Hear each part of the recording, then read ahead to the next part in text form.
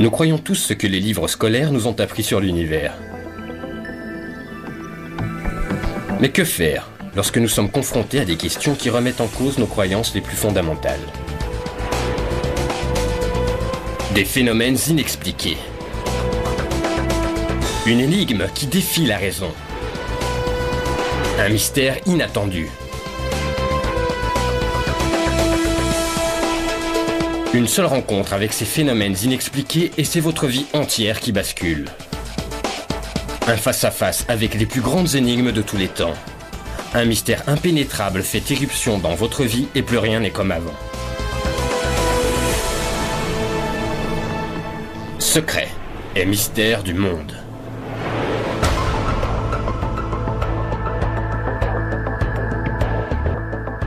Parmi les secrets et mystères les mieux gardés au monde, qui nous fascinent depuis des générations, il y a l'affaire Roswell. Roswell, au Nouveau-Mexique, est une petite bourgade sans histoire à la limite d'un désert, jusqu'à la nuit du 2 juillet 1947. Cette nuit-là, plusieurs témoins affirment avoir été réveillés par des bruits étranges. Ils sont convaincus qu'une soucoupe volante s'est écrasée. Immédiatement, les forces armées ont pris le contrôle de la zone. Cependant, à la conférence de presse, ils ont déclaré que ce n'était qu'un ballon météorologique. Mais l'histoire du ballon n'aurait-elle pas servi à dissimuler un accident, mettant en cause un vaisseau extraterrestre non identifié? S'agit-il d'une victime du crash de Roswell ou juste d'un canular bien ficelé? Qu'est-ce que cet éleveur, banal et terre-à-terre, a bien pu découvrir sur ces terres pour se voir soudain catapulté à la une de l'actualité mondiale? Et pourquoi ces événements restent à ce jour inexpliqués? Une soucoupe volante, une sorte de vaisseau spatial mystérieux, s'est-elle écrasée près de Roswell, au Nouveau-Mexique, en été 1947? Depuis plus de 50 ans, les enquêteurs ont été incapables de tomber d'accord sur ce qui s'est réellement passé à Roswell. Le gouvernement des États-Unis l'aurait-il récupéré et gardé secret durant toutes ces années? Et les occupants du vaisseau, pour peu qu'il y en ait eu, que leur est-il arrivé?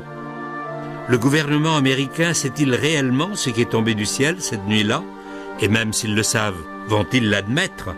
Pourquoi, après plus de 50 ans, les spécialistes en ovni attachent-ils encore autant d'importance à la recherche de la vérité? Roswell ne devient réellement un mythe qu'à partir du milieu des années 70, et non dans les années 40 comme on le croit communément. Roswell ne ressemblait pas aux histoires d'ovnis habituelles, car il y avait quelque chose au sol. Quelque chose s'était écrasé. Il y avait des débris, et plus tard, on apprenait qu'il y avait aussi des corps. Les défenseurs, comme les détracteurs, ont ignoré une masse d'informations probantes qu'ils auraient pu obtenir simplement en recueillant des témoignages, en vérifiant les archives des journaux et en suivant l'histoire à travers le pays. C'était un grand événement dans l'histoire de l'humanité. Kevin Randle a consacré une bonne partie de sa vie à tenter de découvrir la vérité. Il a publié plusieurs études exhaustives sur les événements de Roswell. Comme tout bon mystère, l'histoire commence une nuit d'été sombre et orageuse, en 1947. D'après l'histoire qu'on raconte, Mac Brazel était le seul au ranch. C'était au début de l'été 1947. Il y avait de l'orage, il a soudain entendu un coup de tonnerre beaucoup plus fort que les autres, différent du tonnerre habituel. Il n'y a pas accordé plus d'importance que cela cette nuit-là. Le lendemain matin, il est allé voir quel champ avait été arrosé la veille parce qu'il voulait déplacer du bétail. Et alors qu'il inspectait les champs, il est tombé sur une vaste étendue recouverte de débris métalliques. Le capitaine Randle et bien d'autres ont affirmé que les débris découverts par Mac Brazel ne ressemblaient à rien que l'on puisse trouver sur Terre. Mac Brazel décida d'avertir les autorités. Il quitta le ranch pour se rendre dans la ville la plus proche, à quelques kilomètres de là, Roswell, Nouveau-Mexique. Le shérif de Roswell à l'époque se nommait George Wilcox. Sa petite fille, Barbara Duggar, se souvient de ce qui s'est passé. Dans les années 40, il y a eu un vaisseau spatial, une soucoupe volante comme on les appelait, qui s'est écrasé tout près de Roswell. Ma grand-mère raconte que mon grand-père se serait rendu sur les lieux. En s'approchant de l'endroit, il a aperçu une grande étendue de terre brûlée. Ensuite, ils ont vu des débris. En fait, il a vu des débris. Je ne sais pas s'il était tout seul ou non. Elle n'était pas avec lui, il y était allé tout seul. Je lui ai demandé en blaguant, « Est-ce qu'il a vu des petits martiens ?» Et elle m'a répondu, « Oui, il y en avait 4. D'après les rapports, le shérif aurait immédiatement averti la base militaire la plus proche, les informant de la présence de débris étranges dans un champ. À peine quelques instants plus tard, les officiers sont arrivés sur les lieux, impatients de voir de leurs propres yeux ce que le shérif leur avait décrit. Après tout, un champ plein de débris est une chose, mais de vrais extraterrestres, ça n'est une toute autre. La suite des événements constitue soit la plus grosse erreur, soit le plus gros mensonge dont l'armée se soit jamais servie pour garder le secret. Le lieutenant Jess Marcel, officier des renseignements de la 509e unité de bombardiers, a reçu l'ordre du colonel Blanchard d'aller inspecter les lieux en personne. Il a décrit une superficie d'une longueur d'environ 1 km sur 70 à 100 mètres de large, recouverte de débris métalliques. Il montra un de ces morceaux de débris au colonel Blanchard. Blanchard a donné l'ordre de diffuser un communiqué de presse disant que l'armée avait capturé une soucoupe volante. Il s'est adressé au lieutenant Walter Haute. Haute a rédigé, publié et diffusé le communiqué et l'a personnellement distribué aux divers organismes de presse à Roswell. Voici en gros ce que disait le texte du communiqué. Les nombreuses rumeurs concernant les soucoupes volantes sont devenues une réalité hier lorsque les services de renseignement de la 509e unité de la 8e division de l'armée de l'air à la base aérienne de Roswell est parvenu à entrer en possession d'une soucoupe grâce à la collaboration d'un propriétaire de ranch des environs. Il n'y avait toutefois aucune mention des extraterrestres que le shérif avait affirmé avoir vus. Était-ce un canular ou une conspiration? La grand-mère de Barbara Duggar craignait encore des représailles 40 ans après. Elle a dit « Je te raconte ça parce que quand c'est arrivé, la police militaire est venue au palais de justice, à la prison, et nous a dit à George et à moi que si nous parlions à qui que ce soit de l'incident, si nous disions quoi que ce soit, ils nous tueraient. Non seulement nous, mais aussi tout le reste de la famille. » Mais si l'armée de l'air avait déjà publiquement admis avoir capturé une soucoupe volante, pourquoi donc menacer un fonctionnaire local et sa famille pour les tenir au silence? Après avoir écumé pas moins de 19 archives, ça ne m'étonne pas qu'on ne trouve pas la moindre information sur Roswell. Le gouvernement sait s'y prendre lorsqu'il s'agit de garder des secrets. La bibliothèque Eisenhower contient encore à l'heure actuelle quelques 100 000 pages de documentation secrète datant d'avant 1960. Ce n'est pas aux archives que vous allez trouver des documents codés top secret. Une infime partie de l'information a été publiée. Avec un peu de chance, nous en saurons plus dans le courant de ce siècle. Les choses allaient bientôt prendre une tournure différente. Ce qui avait commencé purement comme un acte de responsabilité civique de la part d'un des éleveurs locaux devenait soudain une opération militaire de grande envergure. Mark Brazel n'a jamais dit qu'il avait vu un avion abattu. Est-il possible que l'armée ait découvert quelque chose qui lui a échappé? Et qu'en est-il des témoins vivants? Qu'ont-ils à nous dire aujourd'hui? À proximité du quartier général de la 509e unité, la seule unité de bombardiers au monde capable de livrer des armements nucléaires, les habitants de Roswell, au Nouveau-Mexique, sont plutôt habitués à des termes comme « secret » et « classé ». Pendant la Deuxième Guerre mondiale, ils ont dû, peu à peu, s'habituer à cette obsession du secret qui caractérise l'armée. Mais même pour les habitants de Roswell, la situation prenait une tournure plutôt extrême. D'après Bill Brazel, son père, Mark Brazel, aurait lui aussi été tenu au secret. Mais un secret à propos de quoi? Mark Brazel aurait-il découvert autre chose que des débris?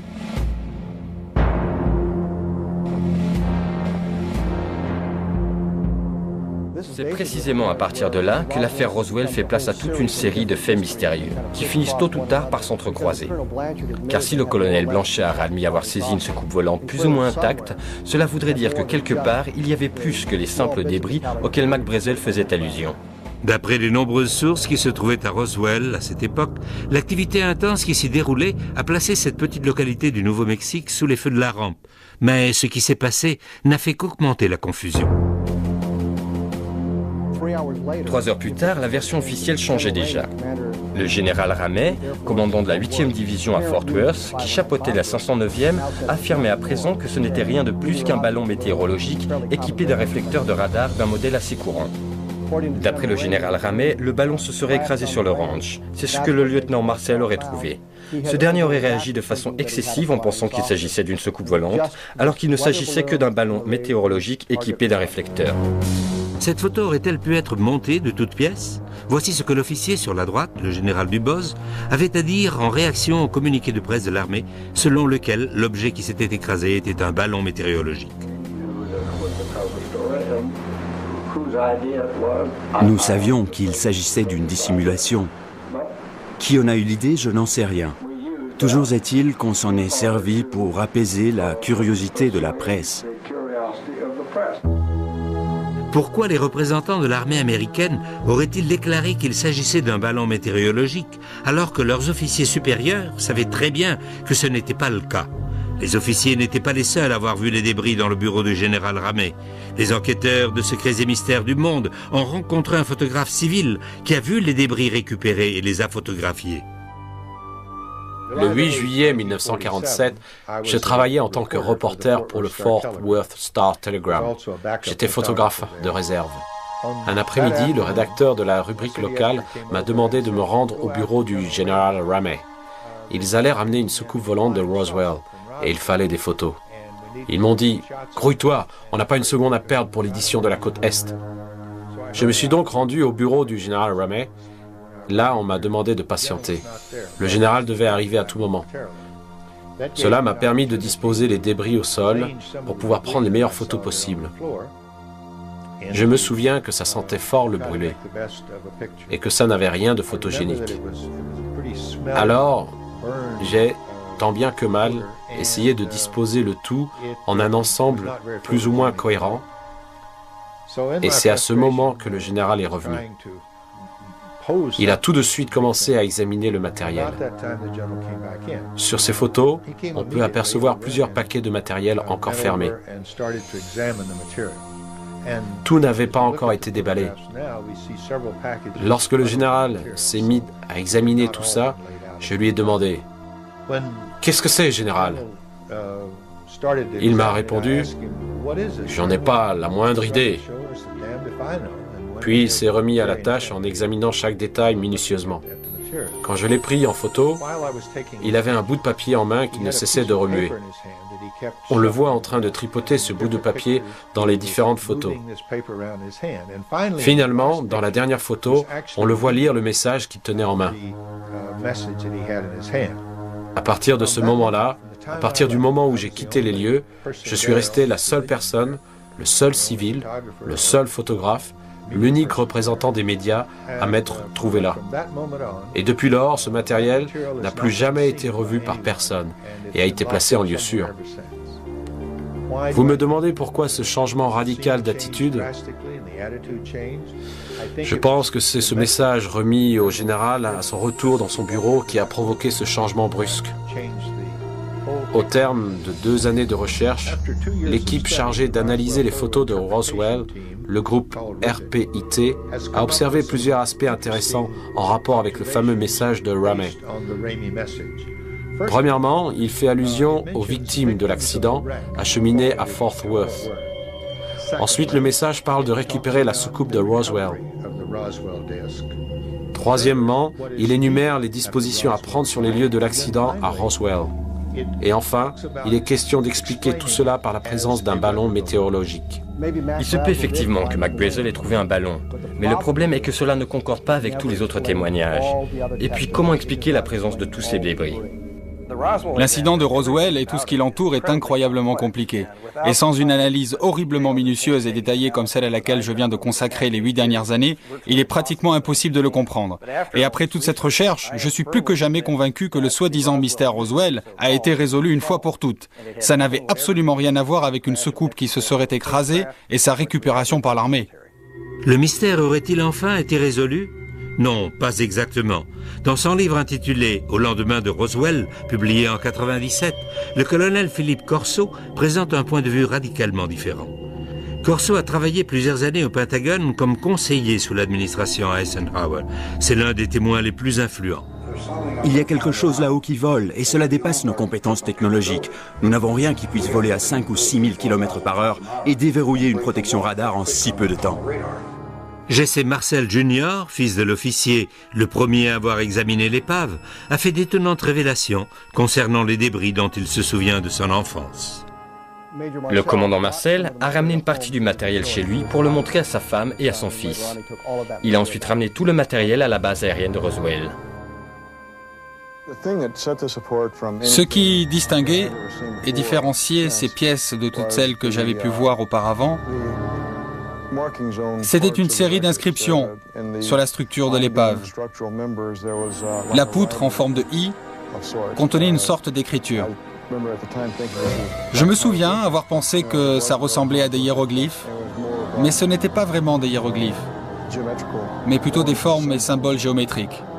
Ces inscriptions ont suscité l'attention d'un grand nombre de chercheurs, et les efforts entrepris pour tenter de les déchiffrer ont produit des résultats mitigés. Une source amérindienne les traduit en « Les guerrières sont prêtes ». Une autre tentative de traduction, cette fois d'origine méditerranéenne, rapproche ces inscriptions du grec ancien. D'après cette source, le texte se traduirait en français par « liberté ». Il est néanmoins extrêmement difficile de tirer des conclusions d'un simple fragment de mots. Mais rien que l'idée qu'il puisse s'agir de mots a de quoi nous laisser perplexes. Pourquoi et comment une culture extraterrestre se servirait-elle de lettres grecques dans la construction de ces vaisseaux spatiaux? Existerait-il réellement un langage universel?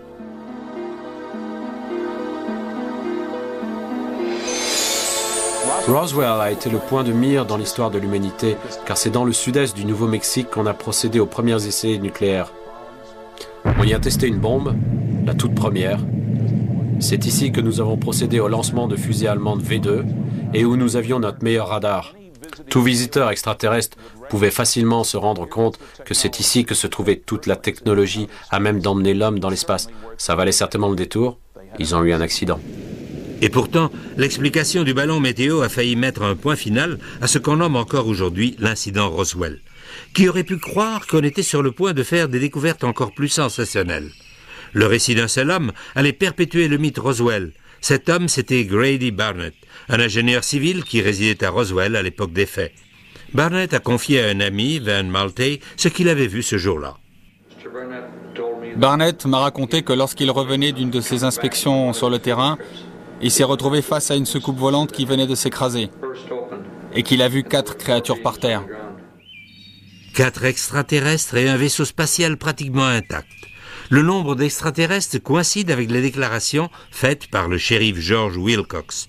L'ingénieur civil Grady Barnett affirme avoir vu une soucoupe volante qui s'était écrasée et pas loin de là les 4 cadavres de ses occupants. Pourrait-il s'agir du même appareil que celui que l'armée de l'air a plus tard affirmé avoir en sa possession? Et si la soucoupe volante de Grady Barnett était presque intacte, qu'est-ce qui expliquerait la présence de tous ces débris découverts par Mac Brazel? Et il y a autre chose. Barnett a dit que les créatures qu'il avait vues étaient toutes mortes. La version du shérif Wilcox était cependant légèrement différente. Grand-père a dit qu'ils avaient de grosses têtes et que les tenues qu'ils portaient étaient... C'est difficile à expliquer. C'était comme de la soie ou quelque chose comme ça. Je lui ai demandé si les petits êtres étaient vivants ou morts. Et elle m'a répondu, je crois que l'un d'eux était encore en vie. Les chercheurs ont avancé l'hypothèse de 2 vaisseaux, plutôt qu'un seul, avec chacun 4 membres d'équipage. Une hypothèse que certains spécialistes en ovni voient comme la seule explication possible. Tous les témoignages concordent à dire que les débris étaient de très petite taille. S'ils proviennent effectivement d'un vaisseau, celui-ci a dû être complètement pulvérisé. D'après les informations originales recueillies des premières personnes impliquées, il ne fait pas de doute que la solution se trouvait à plusieurs kilomètres du ranch de Mac Brazel, beaucoup plus près de Roswell. Le vaisseau était fait d'un matériau hyper résistant. Il avait dû être percuté avec une force incroyable. Et qu'en est-il des matériaux récupérés au ranch de Mac Brazel? Certains témoins qui affirment avoir manipulé les débris déclarent n'avoir jamais vu une chose pareille de leur vie. Personne n'a jamais pu expliquer la composition des matériaux découverts dans ce champ. Il était impossible de découper cette tôle. Impossible de faire une entaille dans ce matériau qui ressemblait à du bois, ni de le brûler d'ailleurs. On avait affaire à un matériau qui n'avait rien à voir avec ce que l'on pouvait trouver en 1947.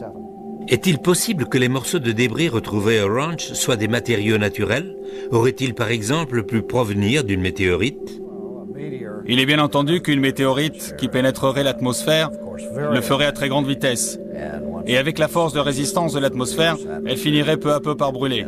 Et, cela va de soi, elle perdrait de son volume. Qui plus est, si une météorite avait percuté la Terre en produisant un impact audible, elle aurait aussi laissé un cratère gigantesque, comme celui du désert de l'Arizona. L'objet qui s'est écrasé au Nouveau-Mexique n'a laissé aucun cratère.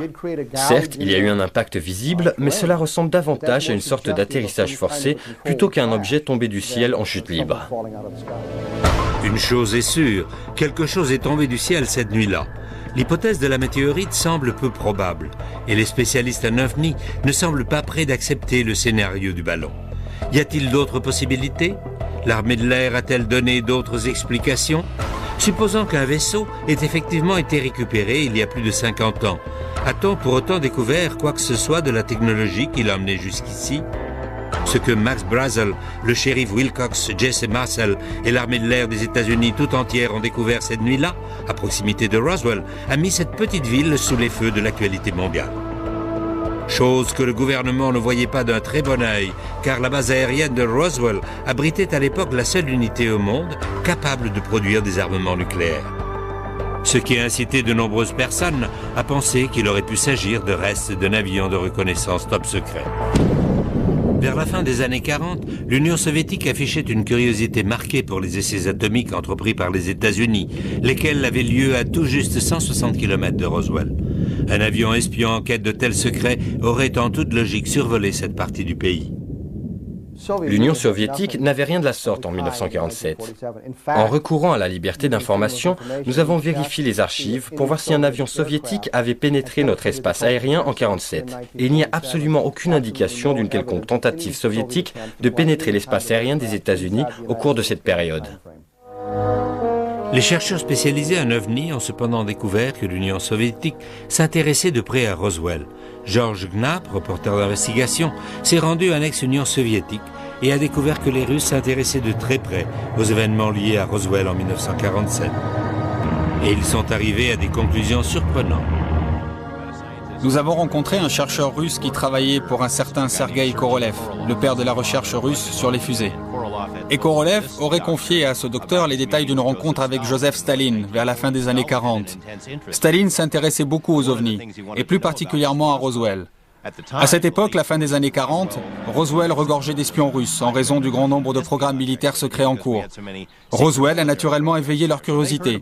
Staline a mis tous les scientifiques et ses espions sur le coup, et la conclusion à laquelle ils sont arrivés était que l'affaire Roswell était bien réelle, que quelque chose s'était bel et bien écrasé, et que ce n'était ni un ballon, ni rien d'autre d'origine terrestre. Ils ne savaient pas exactement d'où ça venait, mais ils savaient que ce n'était ni à nous, ni à eux, et qu'il s'agissait de quelque chose d'une importance monumentale qui méritait d'être étudié.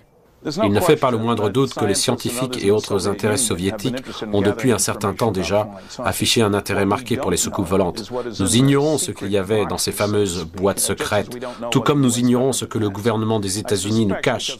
Avec tout l'argent que l'on a dépensé sur les satellites espions et autres systèmes de surveillance, nous disposons probablement de beaucoup plus d'informations que les Russes, car on a tout fait pour éviter d'abattre ces ovnis.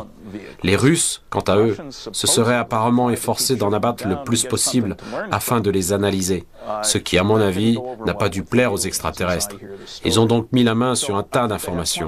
Et nous n'y aurons pas accès, de même que nous n'avons pas accès aux informations recueillies par notre propre pays.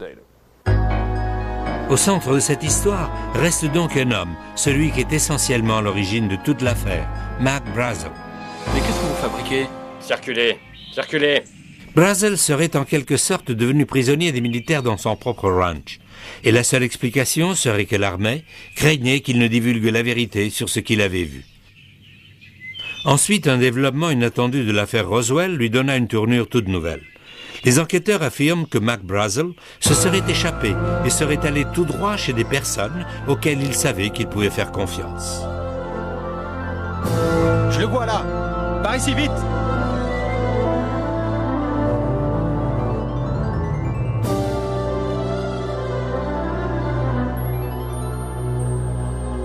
Ses amis de la station de radio KGFL à Roswell confieraient plus tard comment ils avaient caché Mac Brazel chez eux. Nous lui avons donné un endroit où passer la nuit pour être à l'abri de toute cette foule de gens et leurs questions. En fait, l'intention était d'interviewer Mac Brazel. Jude Roberts nous a confié qu'il avait reçu de nombreux appels de Washington le priant de ne pas diffuser l'interview. On nous a gentiment fait comprendre que si on tenait à garder notre licence, on ferait mieux de ne pas transmettre l'interview et que dans le cas contraire, on aurait 24 heures pour chercher un autre emploi. Ce n'était rien qu'un ballon. L'armée aurait-elle usé de tactiques coercitives pour s'assurer du silence de Mac Brazel? Et pourquoi son silence est-il si important? Une fois aux mains de la police militaire, Mac Brazel a été tenu en garde à vue. On ne peut pas dire que c'était exactement une prison, mais tout comme. Dans la soirée du 9 juillet, les militaires l'ont escorté aux différentes stations de radio et bureaux de presse de Roswell, où il a raconté une version des faits qui différait énormément de ce qu'il leur avait déclaré le 6 juillet. Ce que j'ai trouvé hier dans mon champ était un ballon météorologique. C'est une blague ou quoi? Oui, c'est bien ça, oui. Qu'est-il arrivé à Mac Brazel lorsqu'il était en garde à vue? Pourquoi a-t-il changé son histoire? Mac Brazel aurait-il au départ eu l'intention de révéler la même histoire que celle racontée plus tard par un dénommé Glenn Dennis? En 1947, Glenn Dennis travaillait aux pompes funèbres Ballard. Dans les petites villes, les corbillards font souvent aussi office d'ambulance. Et c'est ainsi que Glenn Dennis aurait eu à reconduire des aviateurs blessés à la base.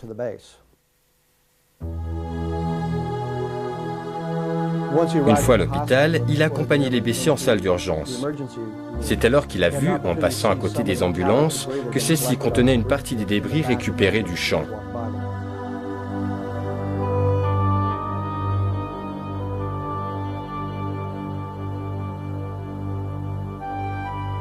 Excusez-moi, monsieur, c'est une propriété privée.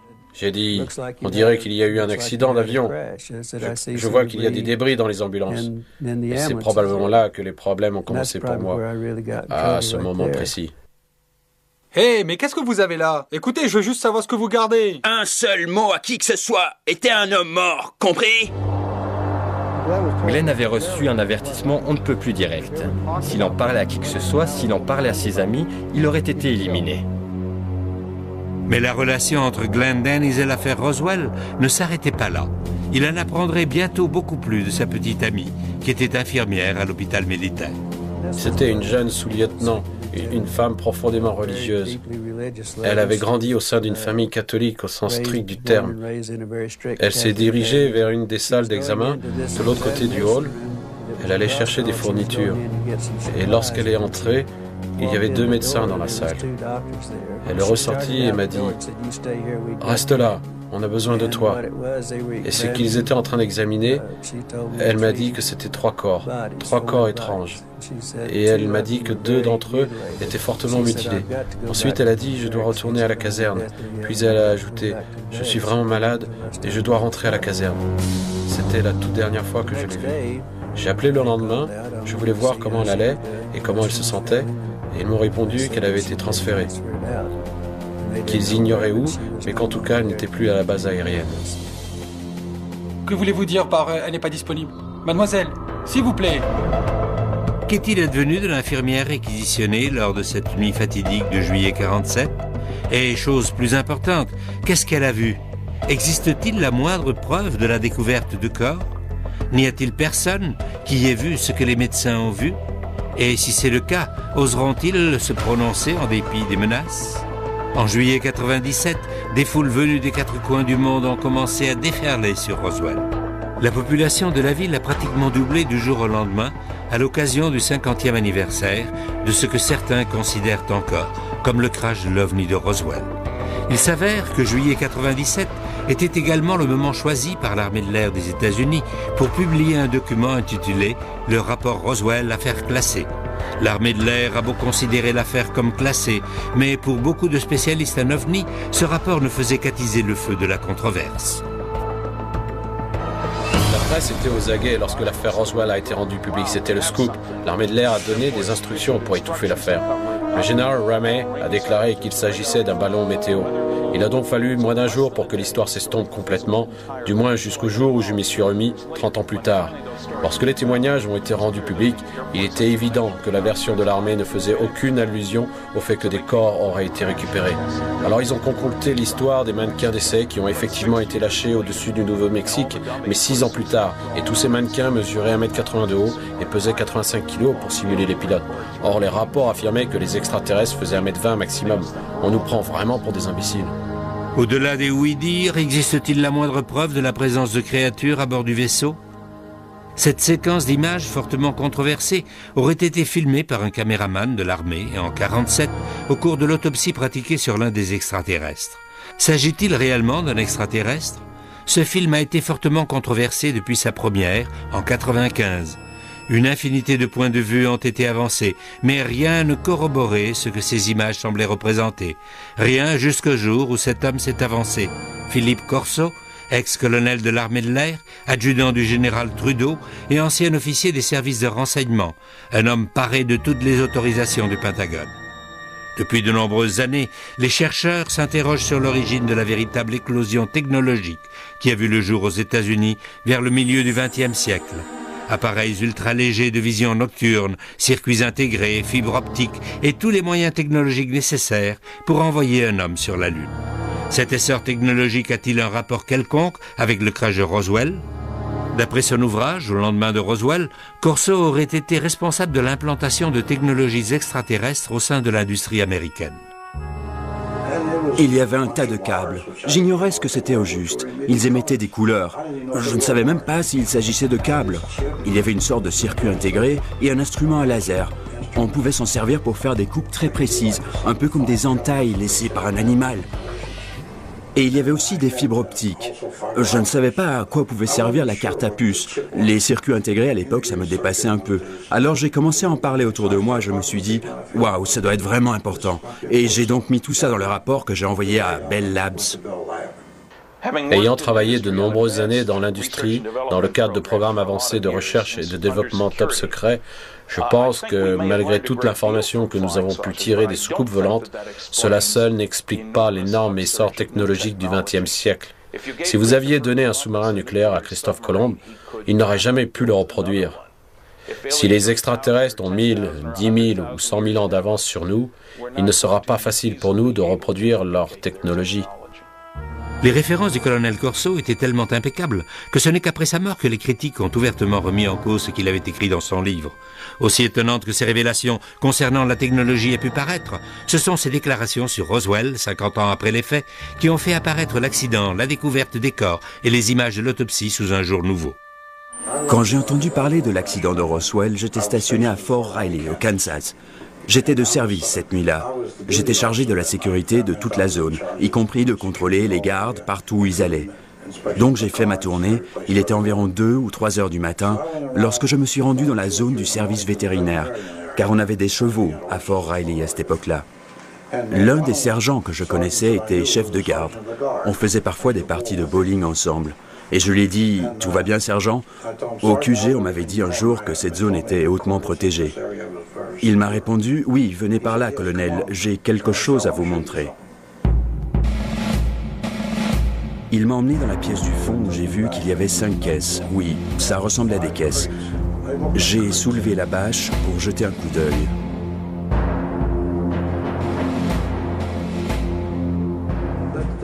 Dans une des caisses, il y avait ce corps, juste là. Il flottait dans une substance liquide. J'ai pu jeter un bon coup d'œil, mais ça n'a pas dû durer plus de 10 ou 15 secondes maximum. Au début, j'ai pensé que c'était un enfant parce qu'il ne faisait pas plus d'1,20 m. Et puis je me suis mis à penser, qu'est-ce que ça peut bien être? Le colonel aurait confié que ce qu'il avait vu lui donnait cette même sensation de mal au cœur qu'il ressentait en voyant des hommes morts au combat. Mais il a néanmoins pu décrire ce qu'il a vu. La poitrine était relativement étroite et la peau avait une teinte grisâtre. La tête était grande par rapport au reste du corps. Pas énorme, mais juste grande. Et les yeux étaient légèrement obliques. Et il y avait comme un demi-filament dessus. Voici donc un membre éminent des services de renseignement qui admet non seulement que l'armée détient des corps d'extraterrestres, mais qu'en plus il les a vus de ses propres yeux. Ce n'est toutefois que 14 ans plus tard qu'il se rendrait compte de la portée réelle de ce qu'il avait vu. Ces révélations les plus bouleversantes restaient pourtant à venir. J'avais à ma disposition les rapports de l'autopsie pratiquée dans le laboratoire que nous financions à Walter Reed. Et lorsque j'ai lu ce rapport, je me suis rendu compte qu'il coïncidait avec ce que j'avais vu à Fort Riley 14 ans auparavant. L'autopsie correspondait exactement à ce que j'avais vu. À en croire le colonel, non seulement une autopsie avait été pratiquée sur ces créatures mystérieuses à Roswell, mais aussi à l'hôpital militaire Walter Reed. Mais qu'en est-il des images fortement controversées de l'autopsie? Le colonel peut-il nous confirmer leur authenticité? Disons qu'il y avait une part de vérité dans tout ça, car ils ont prélevé une paupière, et personne n'était au courant de cette paupière. Cette paupière était en fait un capteur de lumière qui leur permettait de voir dans l'obscurité.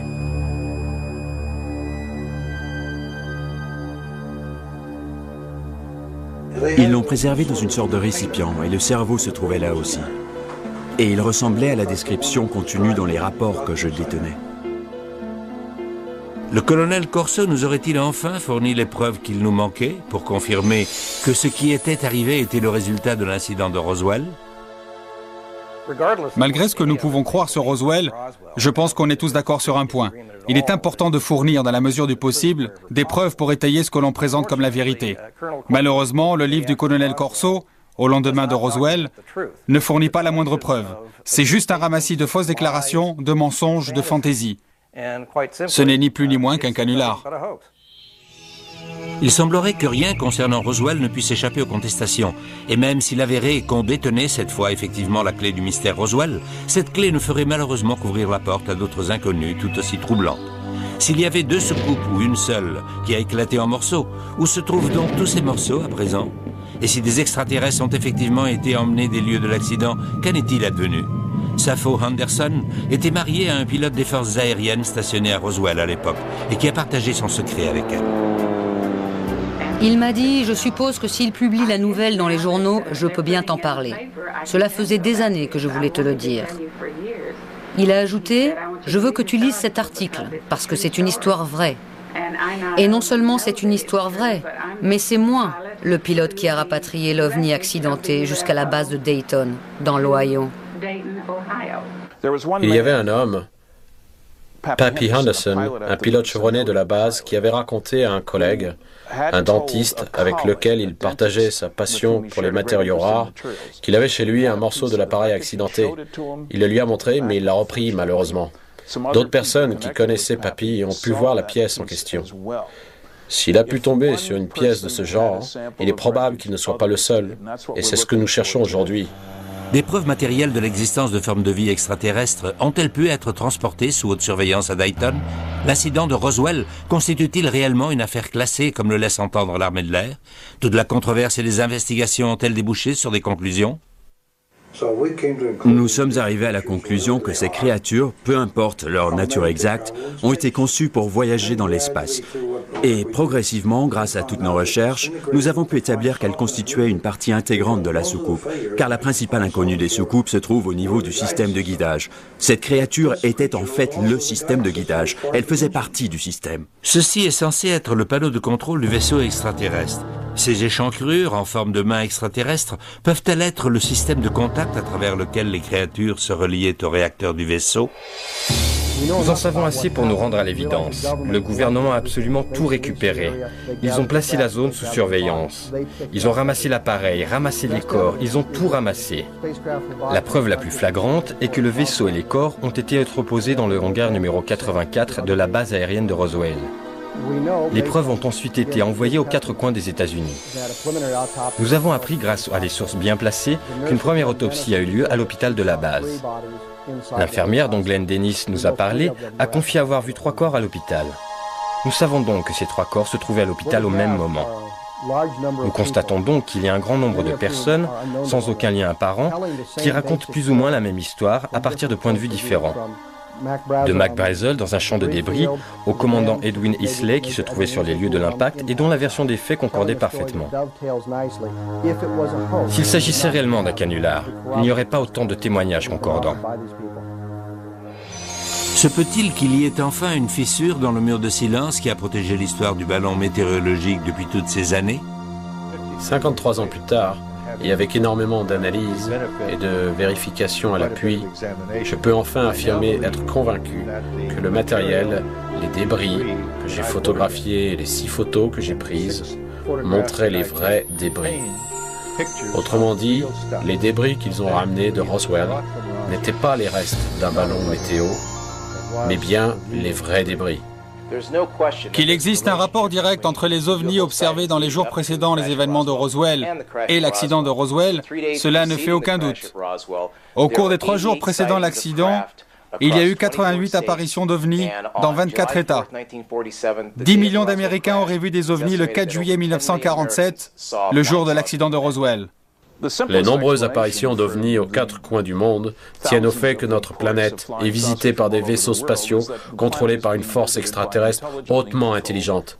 Dans la plupart des cas, une explication peut être fournie, mais ce sont les cas inexpliqués qui comptent le plus. Et de cela, il y en a une multitude dans toutes les études scientifiques de grande envergure. Des centaines de témoins oculaires étaient impliqués directement ou indirectement dans l'affaire Roswell. Cela ne suffit-il pas comme preuve? Malheureusement, non. Tout d'abord, il faut remarquer que leur nombre ne fait qu'augmenter avec le temps. De plus en plus de gens racontent qu'ils y étaient, mais si on vérifie de plus près, ils n'y étaient pas du tout. Le nombre de témoignages ne change rien en réalité. Il nous faut bien plus que des témoins oculaires.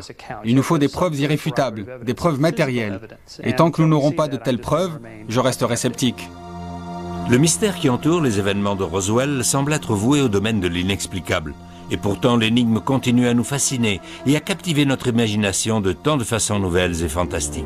À l'instant même où je vous parle, le Centre international de recherche sur les ovnis à Roswell est en train d'offrir jusqu'à $1 million de récompense pour le premier échantillon de débris dont il serait scientifiquement vérifié qu'il provient de l'accident d'un vaisseau extraterrestre en 1947.